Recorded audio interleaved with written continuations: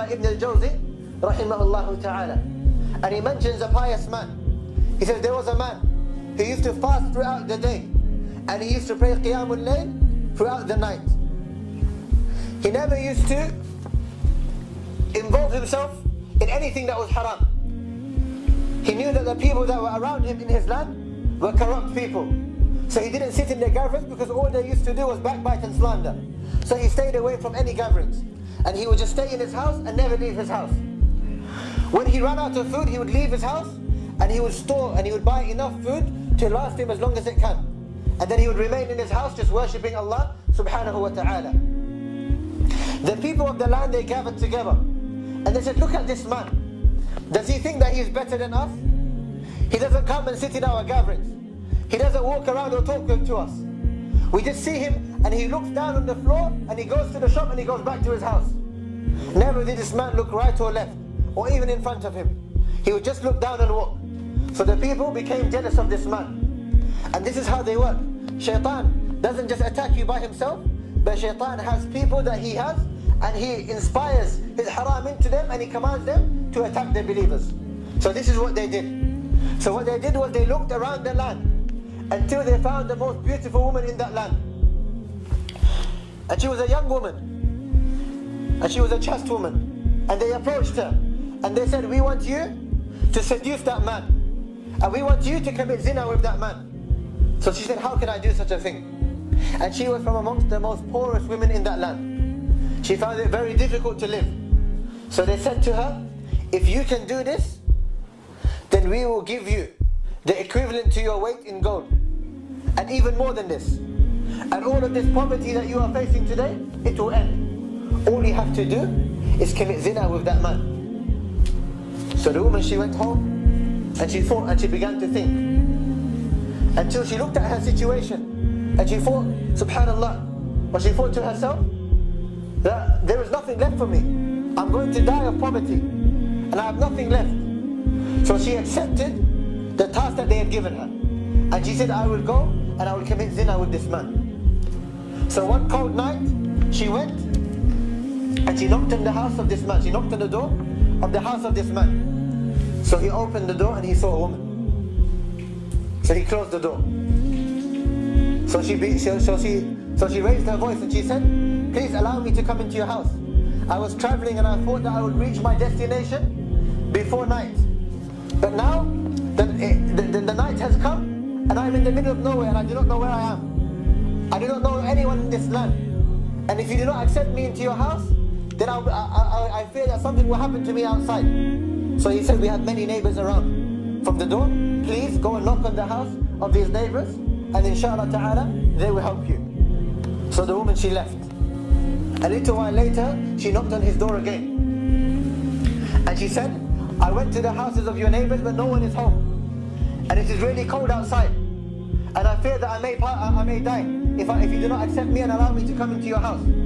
So he said, just go further down the hills and you'll find that there are a few more houses over there. And inshallah ta'ala, they will allow you to live with them. He said, there is no one in my house, so it's not permissible for you to be with me. So the woman, she left. A little while later, she came back again. And she knocked on his door. So he opened the door and he saw the woman. And she said, Wallahi, if you do not allow me to come into your house, and if any man, he puts his finger on me, and he rapes me and he takes away my chastity, then wallahi on Yawm al-Qiyamah I will stand in front of Allah and say, you were the one who was the cause of this. It is because of you, he raped me. It is because of you, this happened. And I will blame it on you. And when he heard the name of Allah subhanahu wa ta'ala, he became really scared. Why? Because إِنَّمَا الْمُؤْمِنُونَ الَّذِينَ إِذَا ذُكِرَ اللَّهُ وَجِلَتْ قُلُوبُهُم. Because the believers, when the name of Allah subhanahu wa ta'ala is mentioned, their hearts begin to tremble. So this man, he became really scared. So he said, and he had 2 rooms in his house. So he said to her, he said, come and sit in this room. And do not knock on my door, and do not say anything to me. As soon as the time of Fajr approaches, leave my house and continue with your journey.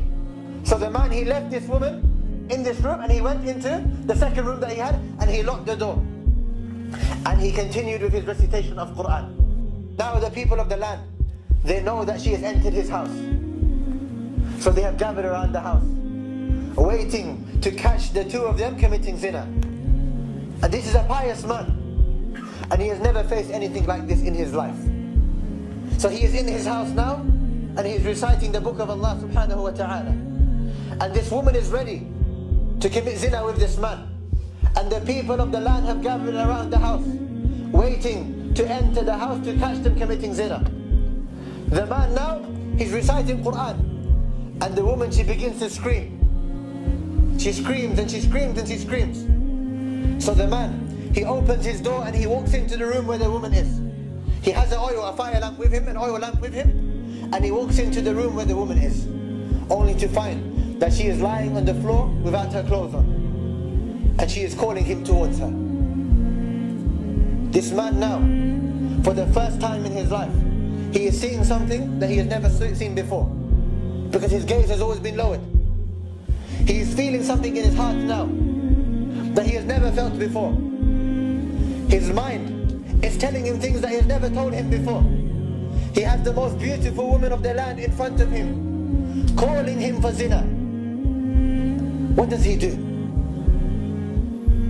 What would a person in this situation do?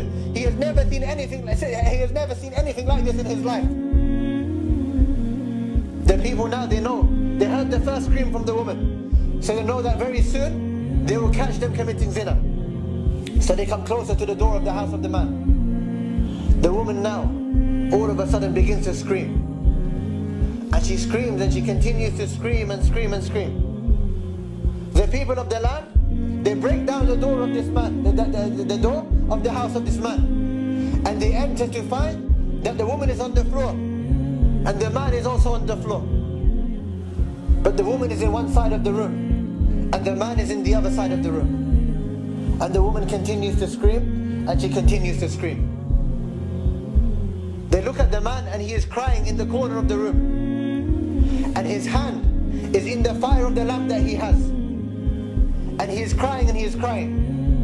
And the woman is screaming. So they take the woman out of the house. And she says, take me away from this man, because wallahi, the iman of this man is killing me. I see something in front of me that I cannot describe. And this has done something to my heart and my mind. The iman of this man is killing me, so take me away. And the man is crying in the corner. Because every single time the man, he took a step towards the woman, he put his hand in the fire that he had. And he said, remember, the fire of Jahannam is hotter than the fire of this dunya. Until he would fall to the floor. And then, when he was able to stand up again, he would stand up again and take a step towards the woman. And when he took a step towards the woman again, he would put his hand back in the fire and say, remember, the fire of Jahannam is more severe than the fire of this dunya. And he kept on doing this until his hand was left inside the fire. And the woman began to scream and she was taken away. Then this man, he turned to Allah subhanahu wa ta'ala. And he said, oh Allah, forgive me for the sin that I have committed.